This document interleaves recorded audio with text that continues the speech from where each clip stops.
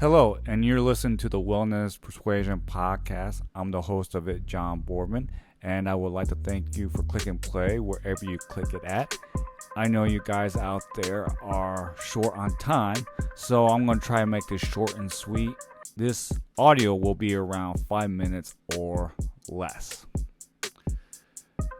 Now, when I was a college student, I participated on the Jiu-Jitsu club. And in the Jiu-Jitsu club, we will compete in different tournaments. One of the tournaments that we competed in was called the Good Fight. Whoever started that was a born-again Christian, and the influence was 1 Timothy chapter 6, verse 12.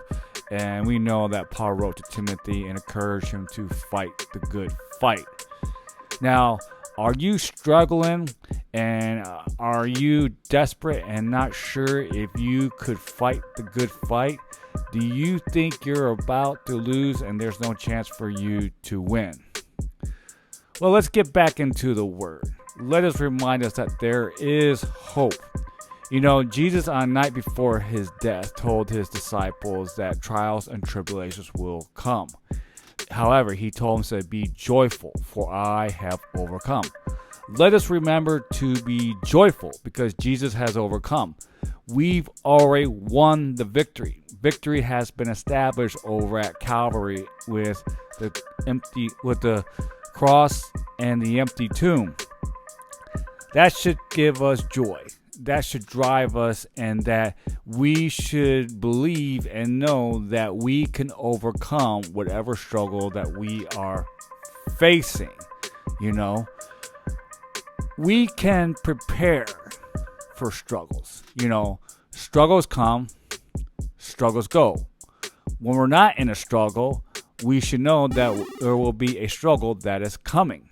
That is why we can be prepared. Even for ones that we can't anticipate and we're blinded by the enemy with. You know, in jiu-jitsu tournaments, I had to go to practice. I had to do physical conditioning, and I had to eat right. I had to do those three things in order to have a chance to compete in jiu-jitsu tournament. Well, let's pull that back into the spiritual realm, because we're not struggling against physical things as I did in a jiu-jitsu tournament. The things that we struggle are things that we cannot see. It's a spiritual warfare. So going back to how do we prepare for that? You know, I think it takes consistency. I think it takes good habits of prayer and reading your Bible and applying the word daily. Those three things right there will help us grow. And those are habits that we should not just do when we're not struggling, but definitely do when we are in a struggle. You know, we have to have those good habits. So when we're in a struggle, we already have that baseline habit of reading the Bible, prayer, and applying the word. What will happen is that our input may be more in prayer, because prayer is our spiritual strength to overcome that struggle. So instead of maybe spending like 15 or 30 minutes in prayer, we may go to an hour, 2 hour, or who knows, really long prayers that could be 3 or 5 hours long, because that's how the Spirit is leading us. That's how we are fighting the battle. You know, in Ephesians chapter 6, Paul talks about we don't struggle against flesh and blood, but against spiritual darkness. And after that, he talks about the armor of God. Well, with my years in studying the Bible, the armor of God is being spirit-filled. You know, even though the armor of God are pieces, they are pieces that are meant to be put together.